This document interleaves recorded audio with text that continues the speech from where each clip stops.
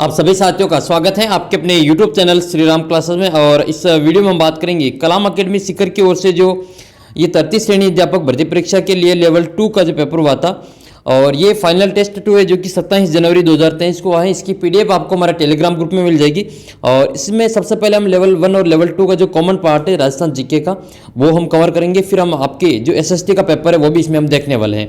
तो आइए इसके हम आंसर की देख लेते हैं और ये 27 जनवरी 2023 का पेपर आपके सामने है। तो सबसे पहला प्रश्न आपके सामने, ये सबसे पहले हम इसमें जीके के प्रश्नों को देखेंगे, ठीक है। ये फाइनल टेस्ट 2 है और उसके बाद में हम बाकी के आपका जो सामाजिक का पेपर है वो भी इसमें देखने वाले। तो जो लेवल 2 के SST के कैंडिडेट है वो भी इस वीडियो को लास्ट तक देख सकते हैं और बाकी लेवल 1 और लेवल 2 के तो ये जो कॉमन पार्ट है वो देख सकेंगे। पहला प्रश्न आपके सामने इस प्रकार है कि जयबल मेड़तिया और फतेह सिसोदिया की हाथियों पर सवार जो जूनागढ़ दुर्ग में मूर्तियाँ हैं वो किस द्वार पर स्थित है। तो ये आपके जो सूरज पोल है वहाँ पर स्थित है। इसका आंसर हो जाएगा चौथा ऑप्शन। फिर आपके दूसरा प्रश्न है इनमें से कौन सा सही सुमेलित नहीं है। तो देखो जसवंत थाड़ा जोधपुर का सही सुमेलित है, मूसी महारानी की छतरी अलवर में है और दीवान शाह की जो दरगाह है वो कपासन चित्तौड़गढ़ में है। लेकिन आपका जो तीसरा ऑप्शन है इसमें 84 कंबों की छतरी ये रणथंभौर दुर्ग में नहीं है, या तो आपके कहाँ पे स्थित है, बूंदी जिले में स्थित है। तो इसका आंसर आपके चौथा हो जाएगा। अगला प्रश्न आपके तीसरा कि कौन से मेलों का आयोजन कार्तिक पूर्णिमा के दिन होता है। तो इनमें से कपिलधारा का मेला कार्तिक पूर्णिमा को लगता है, चंद्रभागा का मेला आपके झालावाड़ में कार्तिक पूर्णिमा को लगता है और पुष्कर का मेला अजमेर में ये भी कार्तिक पूर्णिमा को लगता है। लेकिन जो चौथा ऑप्शन है वो उसमें आपके कार्तिक पूर्णिमा को नहीं लगता है। इसका ऑप्शन नंबर 1, 2 और 3 से होगा, यानी कि ऑप्शन नंबर सी तीसरा आपने करेक्ट आंसर है। इसके अलावा जो आपका कोलायत जो बीकानेर में कपिल मुनि जी का मेला है वह भी आपकी कार्तिक पूर्णिमा को ही लगता है। अगला प्रश्न आपके टेम्पो गाड़ी फुल गुलाब रू मारो महिला पाछे कुण है, इन गीतों का संबंध किससे है। तो ये आपके बच्चों के खेल का गीत है, ये ऑप्शन नंबर 3 इसका सही आंसर होगा। संत पीपा के संबंध में आपको जो इसमें से सत्यकूट का चयन करना है। तो इसमें पहला ऑप्शन सही है कि संत पीपा गागरोन झालावाड़ के शासक थे, सही बात है ये, और ये रामानंद जी के शिष्य थे, ये भी सही है। लेकिन इसका जो तीसरा ऑप्शन है वो गलत है, यानी कि पहला और दूसरा सही है। आपका ऑप्शन नंबर 1 करेक्ट आंसर है। हिंदू गोगा जी की पूजा किस रूप में करते हैं। तो हिंदू गोगा जी की पूजा नागराज के रूप में करते हैं, जबकि मुस्लिम जो इनकी पूजा वो गोगा पीर के रूप में करते हैं। अगला प्रश्न आपके सातवां है कौन सा सही सुमेलित नहीं है। तो दांत का रखन सही आभूषण है, कान का छेलकड़ी है और सिर का रखड़ी सही है। लेकिन नाक का जो नेवरी है वो गलत है। ये नेवरी जो पहना जाता है वो पैर का आभूषण है, नेवरी पैर का आभूषण है। आपके आठवां प्रश्न है कि नफीरी वादन का चित्र किस चित्रकला शैली से उदाहरण से है। तो ये आपके नफीरी वादन का जो चित्र है वो आपके अलवर शैली से संबंधित है। चौथा ऑप्शन इसमें सही आंसर है। नवा प्रश्न सीकर का जो खंडेला गांव है वो किसके लिए प्रसिद्ध है। तो ये गोटा किनारे के लिए प्रसिद्ध है, तो गोटा उद्योग के लिए प्रसिद्ध है अपने सीकर का खंडेला गांव। इसका आंसर हो जाएगा तीसरा ऑप्शन। 10वां प्रश्न है संयुक्त परिवार की जो साक्ष्य है वो किस स्थान से मिले हैं। तो संयुक्त परिवार की जो साक्ष्य आपके आहार सभ्यता स्थल से मिले हैं और आहार सभ्यता स्थल आपके ये उदयपुर जिले में स्थित है। आहार सभ्यता स्थल उदयपुर जिले में स्थित है। तो इसका आंसर हो जाएगा आपके आहार सी वाला ऑप्शन, ठीक है। तीसरा ऑप्शन इसमें सही है। फिर 11वां क्वेश्चन आपके है कि बालातल सभ्यता के अवशेष किस जिले से प्राप्त हुए। तो बालातल सभ्यता के जो अवशेष हैं वो उदयपुर की जो वल्लभनगर तहसील है वहाँ से इसके अवशेष प्राप्त हुए हैं, उदयपुर की वल्लभनगर तहसील से। अगला प्रश्न आपके इसमें है 12 नंबर क्वेश्चन है कि राजपूतों की उत्पत्ति के संबंध में कौन सा है जो सही सुमेलित नहीं है। तो सीथियन ये कर्नल टॉड ने कहा था, हून संतान ये V.S. स्मिथ की दी हुई है और अग्निकुंड की उत्पत्ति चंद्रवर्धय की है। लेकिन ब्राह्मणों से उत्पत्ति G.S. ओझा के द्वारा ये गलत है। अपना आंसर इसमें तीसरा हो जाएगा। अगला प्रश्न आपके 13वां है कि सज्जन वाणी विलास पुस्तकालय किस शासक के समय स्थापित हुई थी। तो ये आपके मेवाड़ के महाराणा थे उस समय सज्जन सिंह जी, इनके द्वारा ये स्थापित की गई थी। अगला प्रश्न आपके 11वां है कि साहिबा का युद्ध किन किन के बीच में हुआ। तो साहिबा का युद्ध के दो या पाहेबा का युद्ध के दो ये राव जेत सिंह और मालदेव के बीच में हुआ था। 1541-42 की ये घटना है। अगला प्रश्न आपके है 15 नंबर, नीमच में 1857 की क्रांति का नेतृत्व किसने किया। तो मोहम्मद अली बेग ने जो नीमच में 1857 की क्रांति का नेतृत्व किया था। आप कमेंट करके बताना कि जयदयाल ये इन्होंने जो कहाँ का जो नेतृत्व किया था, आप कमेंट करके बताना। अखिल भारतीय देसी राज्य लोक परिषद की स्थापना कब हुई है। तो ये 1927 में हुई है। नेक्स्ट क्वेश्चन आपका है 17 नंबर, जयपुर प्रजामंडल में जो जेंटलमैन एग्रीमेंट हुआ था वो किन के बीच में हुआ था। तो ये जेंटलमैन एग्रीमेंट जो हुआ था वो मिर्जा इस्माइल और हीरालाल शास्त्री के बीच में हुआ था। चौथा ऑप्शन इसका करेक्ट आंसर होगा, मिर्जा इस्माइल और हीरालाल शास्त्री। 18 नंबर क्वेश्चन है कि गोविंद गिरी के गुरु का नाम क्या था। तो इनके गुरु का नाम था राजगिरी और गोविंद गिरी जो थे वो जाति से बंजारा थे, ठीक है। ये भी आपसे पूछा जा सकता है। तो इसका भी आप याद रखें। 19 नंबर क्वेश्चन है कि ये श्रीमती जो रमा देवी हैं वो किस किसान आंदोलन से संबंध रखती हैं, तो ये हो जाएगा आपके बिजोलिया। और बिजोलिया किसान आंदोलन ये किस जिले में हुआ था, तो ये आपके भीलवाड़ा जिले में हुआ था और ये सबसे लंबा लगभग 44 वर्षों तक ये आंदोलन चला था। 20 नंबर क्वेश्चन है कि वृहद राजस्थान का उद्घाटन किसने किया था, तो वृहद राजस्थान यानी कि चौथे चरण की बात हो रही है और उसका उद्घाटन करते हैं सरदार वल्लभ भाई पटेल। अगला प्रश्न है कि संगरिया में ग्रामोत्थान विद्यापीठ की जो स्थापना है वो किसके द्वारा की गई थी, तो संगरिया में ग्रामोत्थान विद्यापीठ की स्थापना स्वामी केशवानंद के द्वारा की गई थी। अगला प्रश्न है 22 नंबर है, राजस्थान में राज्य पक्षी है घोड़ावण, उसका हैचिंग सेंटर कहाँ स्थित है, तो ये आपके जैसलमेर जिले में स्थित है। फिर आपका 23 नंबर क्वेश्चन है कि मुख्यमंत्री चिरंजीवी स्वास्थ्य बीमा योजना में असत्य कथन बताना है, तो इस योजना की शुरुआत आपकी 1 मई 2021 को हुई थी, ये सही बात है। इसका जो नोडल विभाग है वो चिकित्सा और स्वास्थ्य विभाग है, ये भी सही है। इस योजना के अंतर्गत प्रति परिवार प्रति वर्ष 10 लाख रुपए का जो स्वास्थ्य बीमा कवर उपलब्ध करवाता है, ये भी बिल्कुल सही है। लेकिन इसका जो चौथा ऑप्शन वो गलत है इसमें, क्योंकि अस्पताल में भर्ती होने के 15 दिन पूर्व नहीं, ये 5 दिन पूर्व और उपचार के 15 दिन बाद का इलाज जो निःशुल्क मिलता है, तो इसका जो चौथा ऑप्शन अपना आंसर हो जाएगा इसमें, ये गलत है। अगला प्रश्न है 24 नंबर।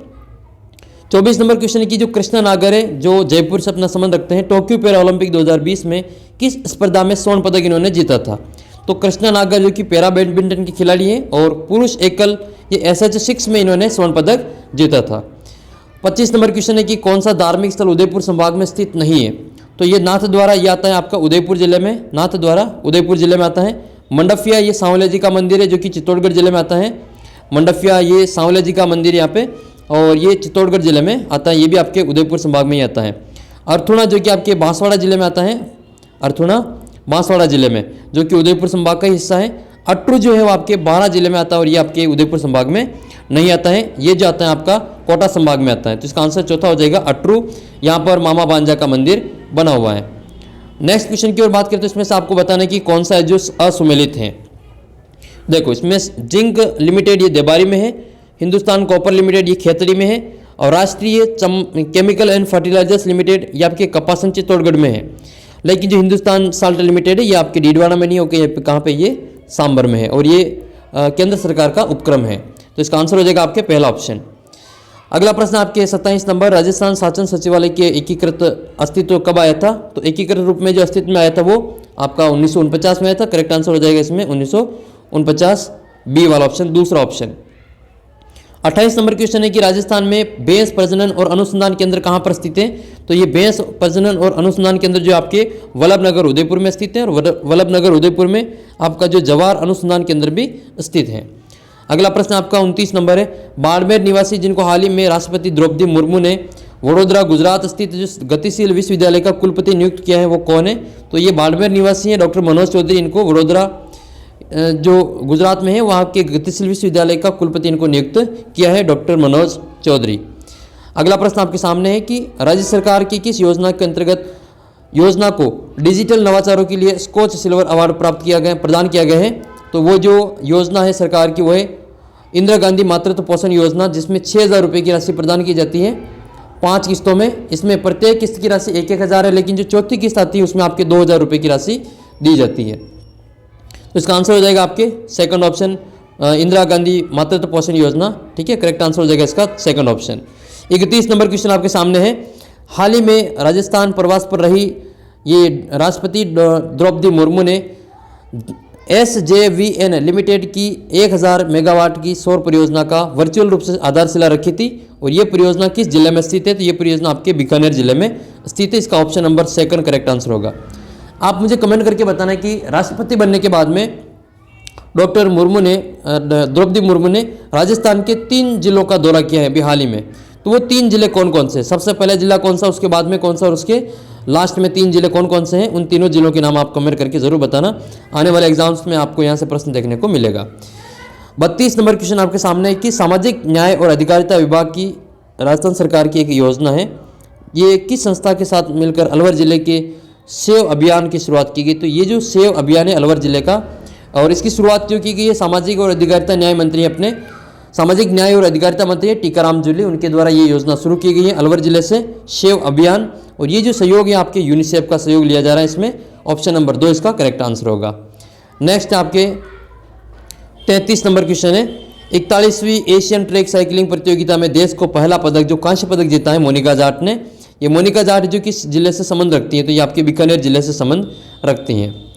34 नंबर क्वेश्चन है, हाल ही में 100 करोड़ रुपए का बॉन्ड जारी करने वाला राज्य का पहला नगर निगम कौन सा है? तो ये पहला नगर निगम है भरतपुर नगर निगम, जो कि राज्य का पहला ऐसा नगर निगम है जिसने हाल ही में 100 करोड़ का एक बॉन्ड जारी किया है। तो इसका आंसर हो जाएगा सेकंड ऑप्शन, भरतपुर नगर निगम। करौली जिले में क्षेत्र में कौन सी बोली बोली जाती है? तो इसमें जगरौती बोली बोली जाती है। फर्स्ट ऑप्शन इसका करेक्ट आंसर है। राठी आप सभी को पता होगा, राठी गाय की एक नस्ल भी है जिसको कामधेनु के नाम से जाना जाता है। राजस्थान की कामधेनु भी इसको कहा जाता है, और चंबल को भी राजस्थान की कामधेनु ही कहा जाता है, आपको पता होना चाहिए इसमें। नेक्स्ट क्वेश्चन की ओर बात करें तो मारवाड़ी की वह बोली जिसमें मेवाड़ी, हाड़ौती और ढूंढाड़ी तीनों भाषाओं का प्रभाव देखने को मिलता है, तो ये बोली आपकी खेराड़ी। और खेराड़ी बोली जो बोली जाती है भीलवाड़ा के एक स्थान है जहाजपुर, ठीक है, जहाजपुर और टोंक के बीच में ये बोली बोली जाती है, जिस पर मेवाड़ी, ढूंढाड़ी और हाड़ौती तीनों ही बोलियों का प्रभाव देखने को मिलता है, और वो बोली आपकी खेराड़ी जो कि जहाजपुर और टोंक के बीच में बोली जाती है। अगला प्रश्न आपके मेघराज मुकुल की कौन सी रचना नहीं है? तो मेघराज मुकुल की सेनानी है, कोडमदे है और चंवरी है, लेकिन ये पग फेरो जो रचना है ये मणि मधुकर की रचना है। पग फेरो किसकी रचना है? ये मणि मधुकर की रचना है। और मणि मधुकर की और भी रचना है, वो भी आपको याद करनी है। एक तो पत्तों की बिरादरी इन्हीं की रचना है, और एक मणि मधुकर, एक तो पत्तों की बिरादरी और सफ़ेद मेमने की जो कथा है वो आपके मणि मधुकर की ही उपन्यास है। 38 नंबर क्वेश्चन है कि राजस्थानी गीत है धरती दोरारी, ये किसके द्वारा लिखा गया? तो धरती दोरारी जो लिखा गया वो कन्हैयालाल सेठिया के द्वारा लिखा गया है। और इन्हीं की एक और रचना है पाथल और पीथल। पाथल और पीथल भी जो रचना है वो इन्हीं के द्वारा रचित है, पाथल और पीथल। तो आप कमेंट करके बताने कि पाथल और पीथल है, उसमें पाथल किसको कहा गया और पीथल किसको कहा गया है। अच्छा, ये जो कन्हैयालाल सेठिया की रचना ये तो आपके धरती दोरारी। एक रचना है दोरारो दोरी, दोरारो दोरी, ये रचना किसके द्वारा लिखी गई है, रचित है? 39 नंबर है, कौन सी रचना और रचनाकार है जो सही सम्मिलित नहीं है? तो देखो इसमें बोल बारमली ये सत्यप्रकाश जोशी की रचना है, पागी चंद्र प्रकाश देवल की रचना है, और जमारो जो रचना है वो यादवेंद्र शर्मा चंद्र की रचना है। लेकिन आंख हियरा हरियल सपना ये आपके भंवर सिंह सामोर की रचना नहीं। अपना आंसर हो जाएगा इसमें चौथा ऑप्शन। 40 नंबर क्वेश्चन है, इसमें से आपको असम्मिलित युग्म की चयन करना है। तो इसमें देखो 56 का मैदान बांसवाड़ा प्रतापगढ़ के बीच में आता है, डांग का क्षेत्र धौलपुर से सवाई माधोपुर का क्षेत्र है, महान सीमा ब्रंज से चित्तौड़गढ़ से सवाई माधोपुर के बीच का क्षेत्र है, और बोराट का जो पठार है वो आपके चित्तौड़गढ़ और भीलवाड़ा के बीच में नहीं आता है, ये उदयपुर और राजसमंद के बीच में है, कुंभलगढ़ और गोगुंदा के बीच में ये बोराट का पठार है। जबकि चित्तौड़गढ़ और भीलवाड़ा के बीच में जो चित्तौड़गढ़ का तो आपका भैंसोटगढ़ है, और ये भीलवाड़ा का बिजोलिया, इन दोनों का जो बीच का जो पठार है उसको हम ऊपर माल के पठार के नाम से जानते हैं। तो नेक्स्ट क्वेश्चन देखते हैं इसमें, इसका आंसर हो जाएगा आपका चौथा ऑप्शन। सत्य कथन का चयन करना है, तो इसमें से आपके जो क्वेश्चन नंबर 41 का दूसरा ऑप्शन है वो सत्य है इसमें, कि राजस्थान में मानसून आगमन की जो सामान्य तिथि है वो 15 जून है, ये इसमें सही आंसर है। फिर आपका 42 नंबर क्वेश्चन है, एक तरफ तो आपको झील दे रखी है, दूसरी तरफ आपको स्थान दे रखा है। तो पीथमपुरी जो झील है आपके सीकर में है, दुगरी झील ये बूंदी में है, तालाबशाही झील भरतपुर में नहीं होगी, ये कहाँ पे है? धौलपुर में है। तो ये अपना आंसर हो जाएगा, तालाबशाही झील धौलपुर में है, और मानसा ये तो जयपुर में है। 43 नंबर क्वेश्चन है कि इनमें से कौन सा पतझड़ी वनस्पति है? तो ये आपके पलाश जो इसको हम पतझड़ी वनस्पति के अंतर्गत शामिल करते हैं। पलाश जिसको आपको पता होगा इसको जंगल की ज्वाला भी कहा जाता है, जंगल की ज्वाला इसको कहा जाता है, ठीक है। अच्छा, एक प्रश्न का उत्तर आप कमेंट करेंगे कि जो कत्था निकाला जाता है वो कौन से वृक्ष से निकाला जाता है? कत्था जो निकाला जाता है वो कौन से वृक्ष से निकाला जाता है, इसका उत्तर आप कमेंट करना। अगला प्रश्न आपके इसमें है, इनमें से कौन सा है जो सुमेलित नहीं है? एक तरफ कंजर्वेशन रिजर्व है, एक तरफ जिला है। रोड 2 तो नागौर सही है, ये तो वाड़ाखेड़ा सिरोही, ये वाड़ाखेड़ा राजस्थान का नवीनतम कंजर्वेशन रिजर्व है, जिसको हम 20वां कंजर्वेशन रिजर्व के रूप में जानते हैं। और अब है जो राजस्थान में टोटल 20 कंजर्वेशन रिजर्व हो चुके हैं। अब तक हम जो 16वां रणखार को याद कर रखे थे, जालोर वाला, तो ये आपका 16वां है रणखार, तो ये वाड़ाखेड़ा वाला जो है वो 20वां है। उमेदगंज ये गलत हो जाएगा, चित्तौड़गढ़ में ये नहीं, अपना आंसर सेकंड ऑप्शन इसमें सही है। नेक्स्ट क्वेश्चन है, इनमें से किस जिले में काली मृदा पाई जाती है? तो मिश्रित लाल काली मृदा जो पाई जाती है वो आपके मिश्रित लाल काली मृदा भीलवाड़ा और चित्तौड़गढ़ में पाई जाती है। एक होती है लाल लोमी मृदा, लाल लोमी मृदा, ये किन जिलों में पाई जाती है आप बताना, देखिए इसका आंसर। 46 नंबर क्वेश्चन है कि बाढ़ संभावित पूर्वी मैदान के उत्पादन में उत्पादित की जाने वाली प्रमुख फसल कौन सी है? तो वो हो जाएगी आपके सरसों। और राष्ट्रीय सरसों अनुसंधान केंद्र भी आपके इसी क्षेत्र में आता है, बाढ़ संभावित पूर्वी मैदान में, जो सेवर भरतपुर में आता है, वो आपका सरसों अनुसंधान केंद्र है। अगला प्रश्न है कि राजस्थान में सबसे कम न्यूनतम और सर्वाधिक महिला साक्षरता दर वाले जिले कौन से? तो सबसे कम साक्षरता है जालोर की और सबसे ज़्यादा साक्षरता है महिलाओं की कोटा जिले में। तो इसका आंसर हो जाएगा आपका चौथा ऑप्शन, जालोर और कोटा। न्यूनतम में आप जालोर को याद करेंगे और सबसे अधिक में आप कोटा को याद करेंगे। अगला प्रश्न आपके 48 नंबर है, राजस्थान में अनुसूचित जनजातियों के संबंध में असुमेलित युग्म का चयन करना है। तो देखो, गरासिया जनजाति सिरोही जिले में निवास करती है, डामोर जनजाति ये डूंगरपुर का सीमलवाड़ा है, डूंगरपुर जिले का सीमलवाड़ा, वहाँ पर निवास करती है, सही है। और भील जनजाति दक्षिण राजस्थान उदयपुर में निवास करती है, सही है। इस सहरिया वाला जो गलत हो जाएगा, बूंदी नहीं है ये, ठीक है, अपना आंसर सी है, इसमें बूंदी नहीं है, यहाँ पे 12 जिले में सहरिया जनजाति निवास करती हैं। तो इसका आंसर हो जाएगा सी, सहरिया बूंदी, ये गलत आंसर है, बाकी तीनों ही सही सुमेलित हैं। नेक्स्ट है आपके फ्लोराइड उत्पादन के लिए कौन सा स्थान प्रसिद्ध है? तो फ्लोराइड के उत्पादन के लिए आपको पता होगा मांडो की पाल प्रसिद्ध है। मांडो की जो पाल है आपको पता है वो डूंगरपुर जिले में आती है, मांडो की पाल।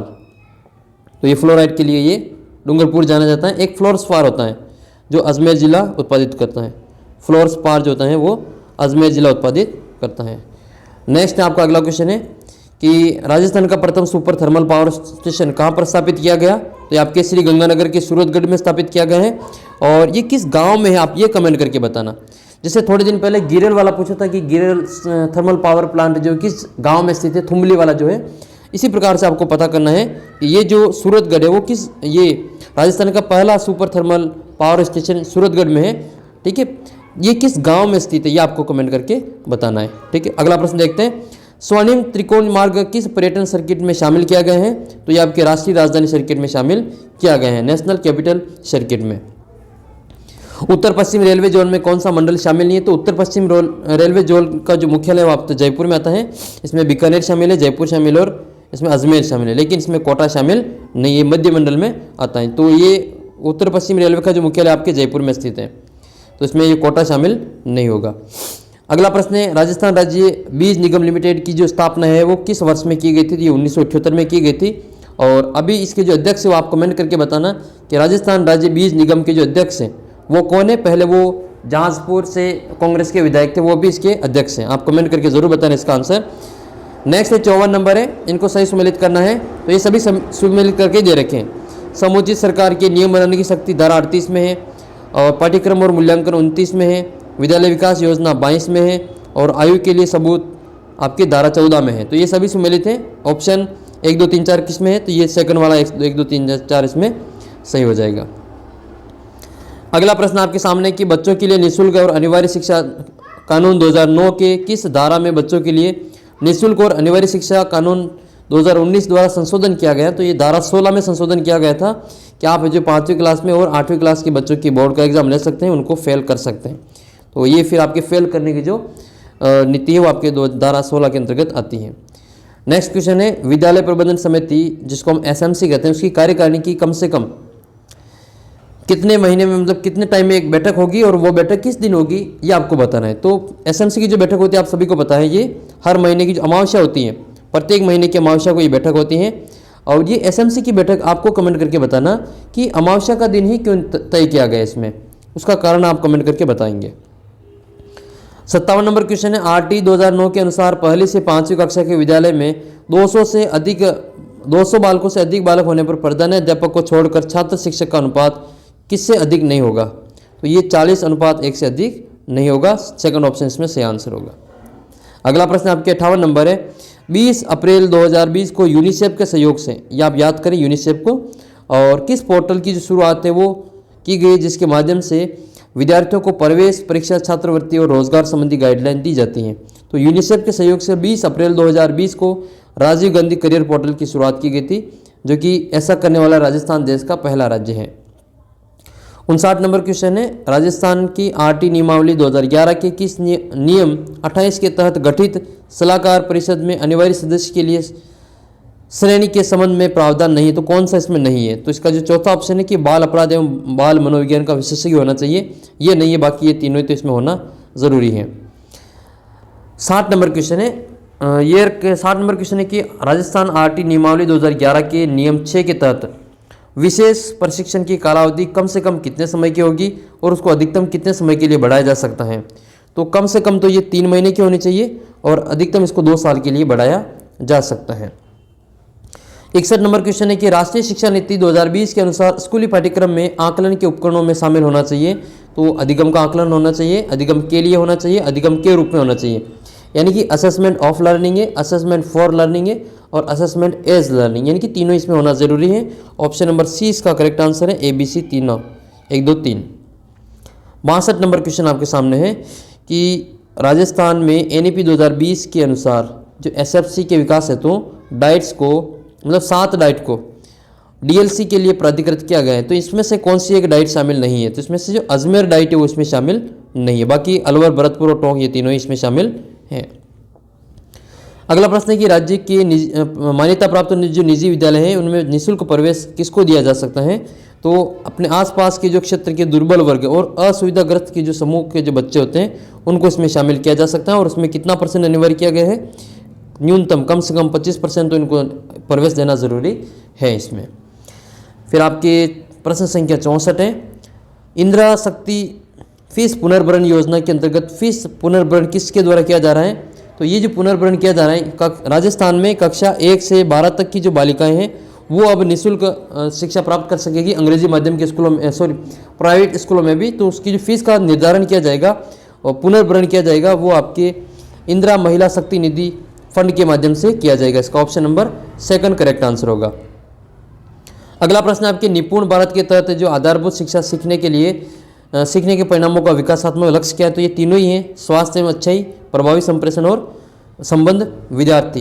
ठीक है, ये तीनों ही इसका आंसर हो जाएगा, ABC 1 2 3, चौथा ऑप्शन इसमें सही आंसर होगा। अगला प्रश्न इसमें आपके कि ट्रांजिस्टर और चुंबकीय टेप कौन सी पीढ़ी के कंप्यूटर की विशेषता है? तो देखो, ट्रांजिस्टर और जो चुंबकीय टेप है वो आपके 2nd पीढ़ी की विशेषता हो जाएगी। इसका 2nd ऑप्शन करेक्ट आंसर होगा।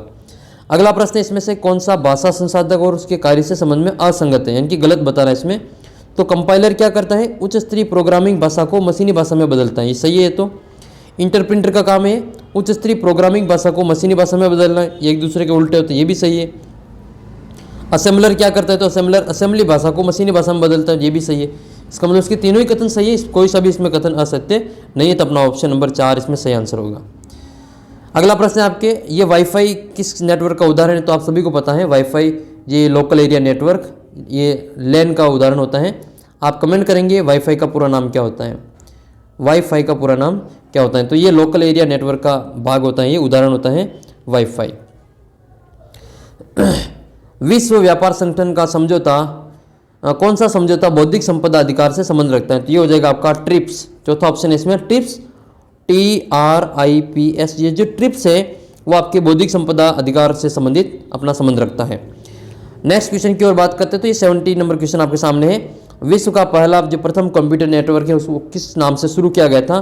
तो विश्व का जो पहला कंप्यूटर नेटवर्क है वो अप्रानेट के नाम से शुरू किया गया था अमेरिका के द्वारा। इसका सही आंसर हो जाएगा फर्स्ट ऑप्शन।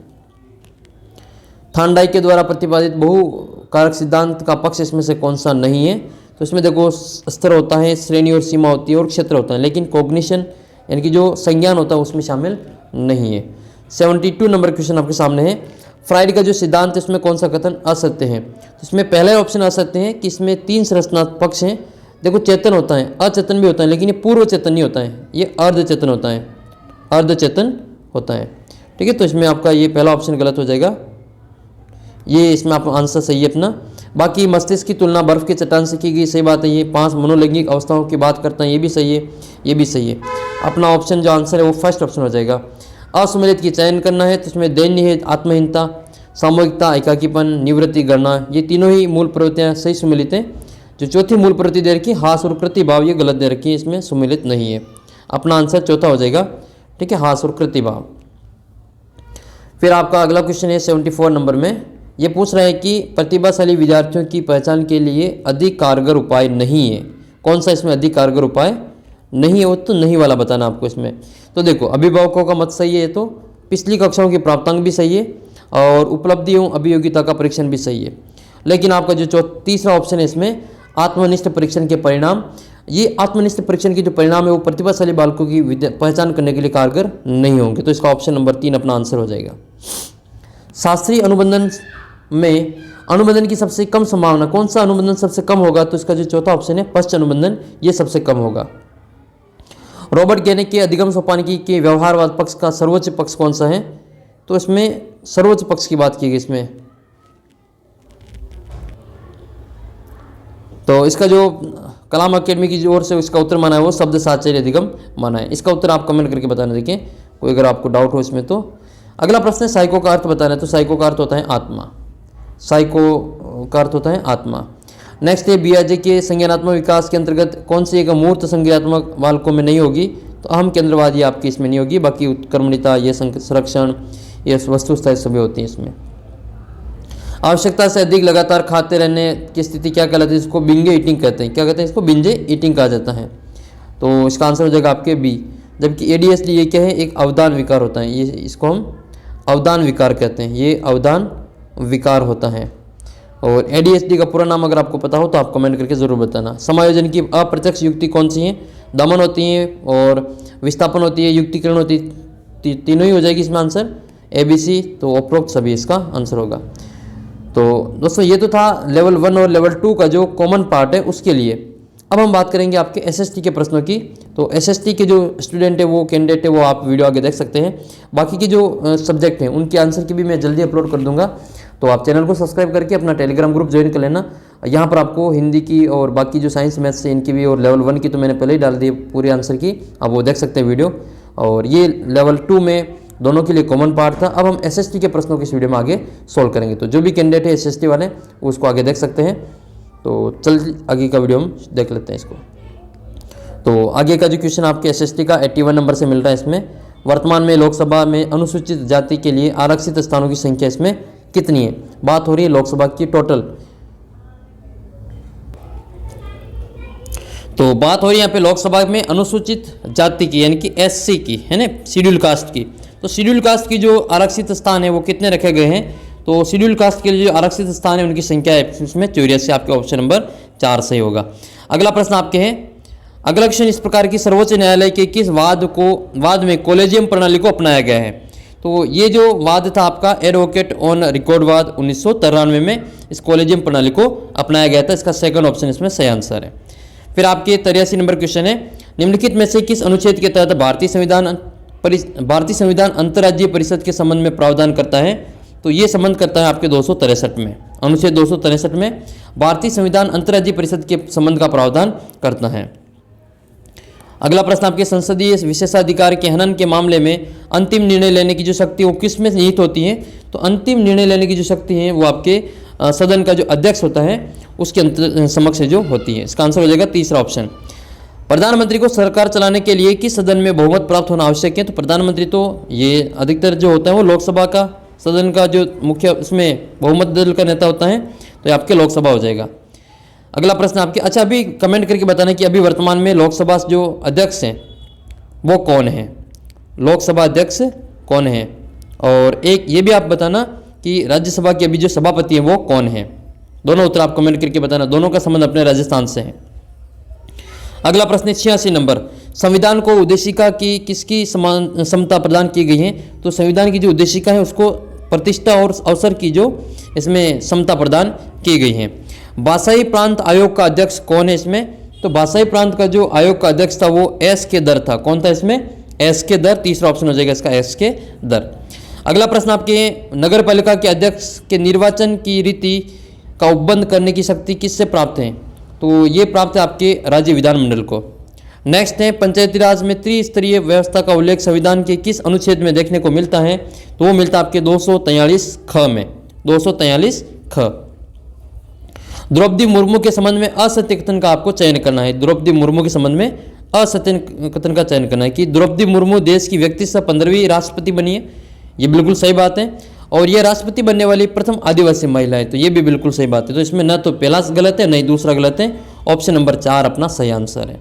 91 नंबर क्वेश्चन की ओर बात करें कि उद्योगों के प्रबंध में कर्मकारों की भागीदारी सुनिश्चित करने के संबंधी प्रावधान संविधान के किस अनुच्छेद में देखने को मिलते हैं? तो ये देखने को मिलते हैं आपके अनुच्छेद 43 क में, 43 क में। अगला प्रश्न है, शब्दावली आपके वैज्ञानिक दृष्टिकोण, इसका उल्लेख भारत के संविधान के किस अनुच्छेद में देखने को मिलती है? तो ये जो उल्लेख मिलता है वैज्ञानिक दृष्टिकोण का, यह आपके अनुच्छेद जो 51 क है उसके ज में देखने को मिलता है ये वाला। और इसमें इंग्लिश टर्म भी देख लो, इसमें आपके 51 ए और ये एच में देखने को मिलता है। ये आप विशेष तौर पे याद रखें। 53 नंबर क्वेश्चन है कि अनुच्छेद 25 सेकंड क के तहत धार्मिक आचरण के संबंध में किन क्रियाकलापों का विनियमन या फिर निर्बंधन का कर सकता है। तो इसका जो सही आंसर आपके तीसरा ऑप्शन है, इसमें आर्थिक है, वित्तीय है, राजनीतिक और लौकिक है। 94 नंबर क्वेश्चन है भारत के संविधान के एक सशक्त केंद्र वाली संघात्मक व्यवस्था ली गई है, तो ये किस देश से ली गई, किस देश के संविधान से ली गई है। तो ये कनाडा के संविधान से ली गई है। अगला प्रश्न है 95 नंबर कि डॉक्टर BR अम्बेडकर ने संविधान सभा में प्रारूप संविधान कब जो प्रस्तुत किया था। तो ये प्रस्तुत किया था 4 नवंबर 1948 को। कब प्रस्तुत किया ये? 4 नवंबर 1948 को।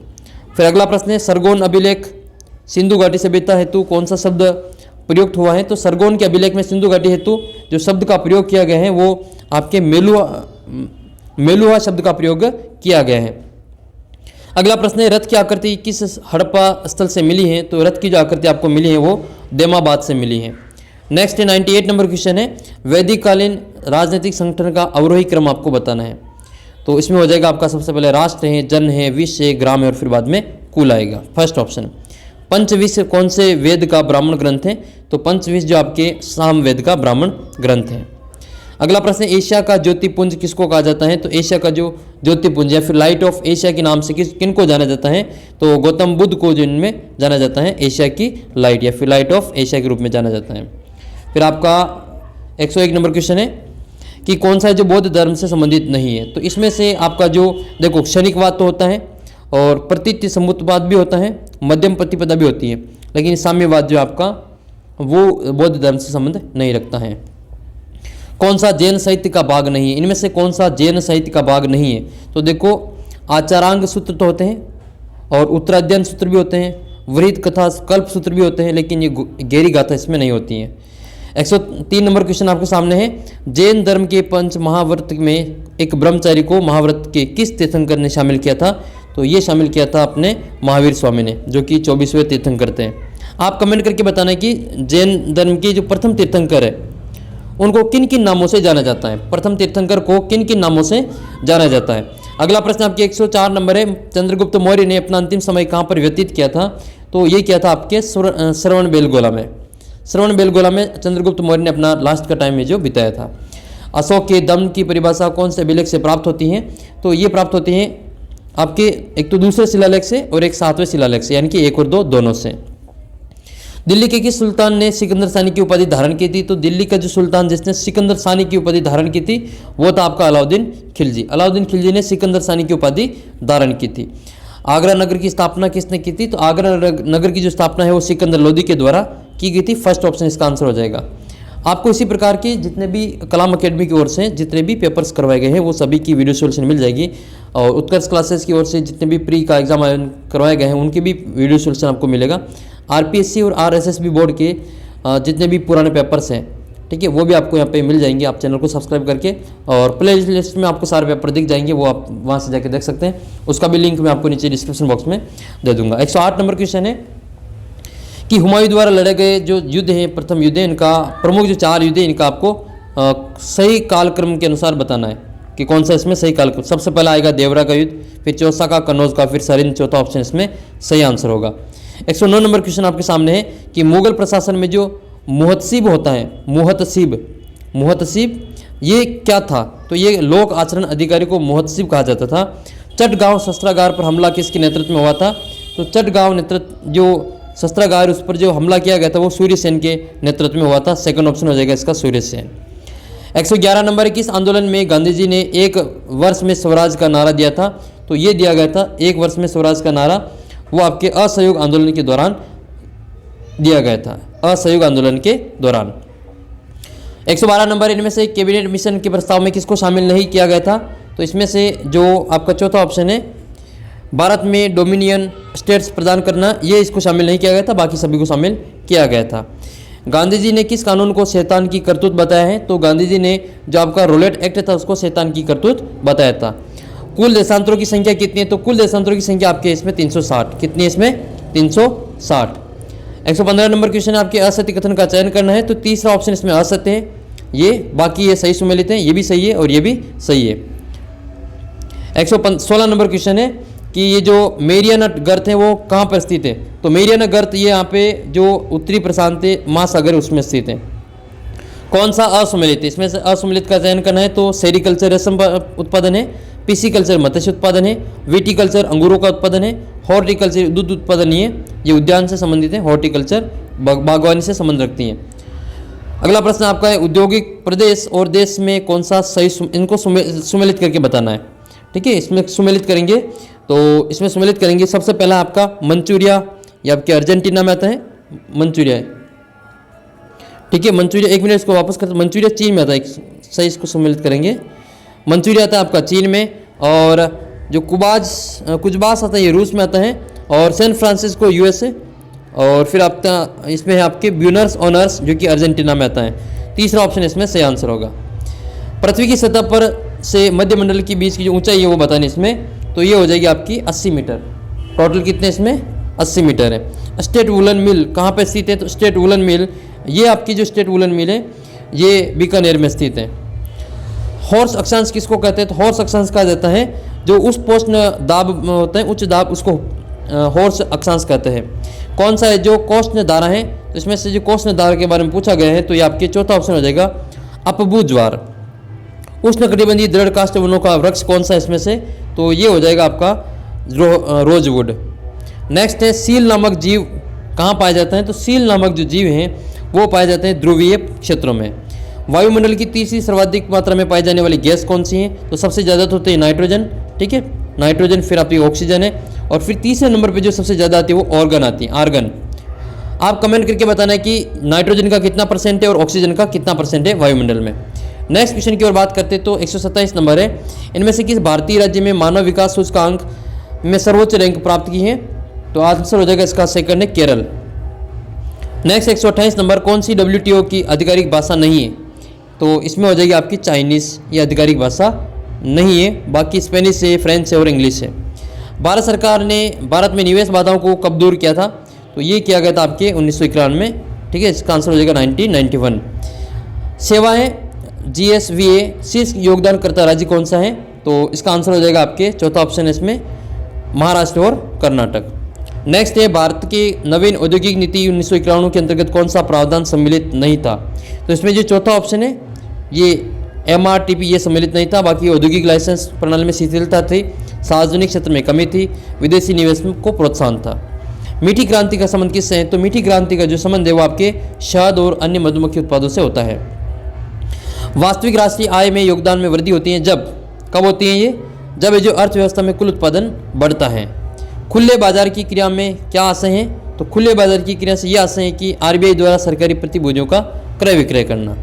नेक्स्ट क्वेश्चन आपके 135 नंबर है, केंद्रीय उपभोक्ता संरक्षण प्राधिकरण CCPA का लागू कब किया गया था ये, तो ये लागू किया गया था आपके 24 जुलाई 2020 को। कौन सा इसमें से सही सुमेलित है, तो इसमें से सही है जो आपका ये तीनों ही सही सुमेलित है। एकीकृत बाल विकास ICDS ये 1975 की है। दोपहर भोजन MDM ये आपके 1995 का है, 15 अगस्त 1995 को शुरू किया गया था, और अपनी तरह का जो ये फीडिंग का, बच्चों को भोजन देने का एक विश्व की सबसे बड़ी परियोजना है ये MDM। और फिर ये लक्षित सार्वजनिक वितरण निगम ये 1997 का है, तो ये भी इसमें सही है। अगला प्रश्न आपके, यानी कि ये तीनों ही सही है, ऑप्शन नंबर 4 का करेक्ट आंसर होगा उपरोक्त सभी। गरीबी रेखा को परिभाषित करना है भारत में, तो गरीबी रेखा मतलब ये होता है कि मासिक प्रति व्यक्ति उपभोग व्यय द्वारा। 38 नंबर क्वेश्चन है, महात्मा ज्योतिबा फुले मंडी श्रमिक कल्याण योजना 2015 के तहत कृषि उपज मंडियों में कार्यरत अनुज्ञा पत्र हमालों, पल्लेदारों और तुलाईकर्ताओं में किसकी सहायता उपलब्ध कराए जाने का प्रावधान है, तो इसका ऑप्शन नंबर 4 हो जाएगा। ठीक है, ये चारों ही, प्रसूति सहायता, विवाह के लिए सहायता, छात्रवृत्ति योजना और चिकित्सा सहायता, चारों इसमें सही होगा। 2 मिनट थोड़ा सा इंतजार और करें। तो 139 नंबर क्वेश्चन आपके सामने है, औपनिवेशिक काल में भारत के औद्योगिक क्षेत्र की विशेषता कौन सी नहीं थी, है ना, इसमें से कौन सी विशेषता नहीं थी, तो इसमें से जो कच्चा माल का आयात तक है इसमें ये विशेषता नहीं थी, बाकी शिल्पकला का पतन है, सूती और पटसन उद्योगों की स्थापना है, भूमिगत उद्योगों पूंजीगत उद्योगों का अभाव है, ये तीनों ही थी। तो इसका ऑप्शन नंबर 2 अपना आंसर हो जाएगा। 140 नंबर अब आपके, जिसमें कौन से जमा खाते सर्वाधिक ब्याज देय होते हैं, तो इसका आंसर हो जाएगा आपके ऑप्शन नंबर 4 अस्थायी जमा खाते। अगला प्रश्न है विधि एवं जनक के संबंध में असंगत का चयन करना है, और इसमें आपके किंडरगार्टन विधि मारिया मोंटेसरी वाली ये गलत है। ये किंडरगार्टन विधि किसने दी थी? ये फ्रोबेल ने दी थी। किसने दी थी? ये फ्रोबेल के द्वारा दी गई थी। बाकी खेल विधि कोल्डवेल कुक है, मस्तिष्क उद्दोलन विधि आसबर्न है, और पर्यवेक्षित अध्ययन विधि के डेजी मॉर्वल है। ठीक है, इसका आंसर फर्स्ट ऑप्शन हो जाएगा। निर्मितवादी उपागम में शिक्षक की भूमिका में कौन सा संबंध सही नहीं है? कौन सा सही नहीं है? तो इसका आंसर आपके हो जाएगा, देखो मार्गदर्शक होता है, सुविधा प्रदाता सरलीकृत होता है, नियंत्रणकर्ता नहीं होता है, कंट्रोलर नहीं होता है, शिक्षक कंट्रोलर नहीं होता है। इकाई उपागम में कौन सा कथन है जो गलत है वो आपको बताना है। तो ये पहला सही है, दूसरा भी सही है और तीसरा भी सही है। इसके प्रवर्तक मॉरिसन है, और उपागम विषय वस्तु की आत्मीकरण पर बल देता है, और ये गेस्टल्ट मनोविज्ञान पर आधारित है। तीनों ही सही है। तीसरा पद आपके तुलना नहीं है। इसका ऑप्शन नंबर 4 इसमें सही आंसर होगा। 143 का 4। 144 में कौन सी त्रिआयामी सहायक सामग्री नहीं है? तो इसमें जो इसका उत्तर माना है वो ग्लोब को माना है इसमें। अब सही आंसर आप कमेंट करके बताना, देखिए इसका सही आंसर क्या होगा। 145 से किसी विशेष समाज संस्कृति द्वारा जो निर्मित वस्तुओं का वास्तविक प्रदर्शन द्वारा समाज संस्कृति का परिचय करवाना, ये रेआलिया कहलाता है। क्या कहते हैं इसको? रेआलिया कहा जाता है। देखो मैं आपके इसी प्रकार से बाकी के पेपर भी अपलोड करूंगा, आप चाहे तो चैनल को सब्सक्राइब करके जुड़ सकते हैं। और पीडीएफ के लिए आप हमारे टेलीग्राम पे जुड़ जाना, पीडीएफ आपको वहाँ पे मिल जाएगी। उसके लिए आपको वहाँ पे अपने बाकी साथियों को भी जोड़ देना, मुझे पर्सनली मैसेज कर देना, मैं आपको पीडीएफ सेंड कर दूंगा। बाकी मैं ग्रुप में वहाँ पे पीडीएफ सेंड नहीं करूँगा, क्योंकि कॉपीराइट का इश्यू रहता है, आप सभी को पता ही है। तो मैं पर्सनली सेंड कर दूंगा, आप मुझे मैसेज कर देना।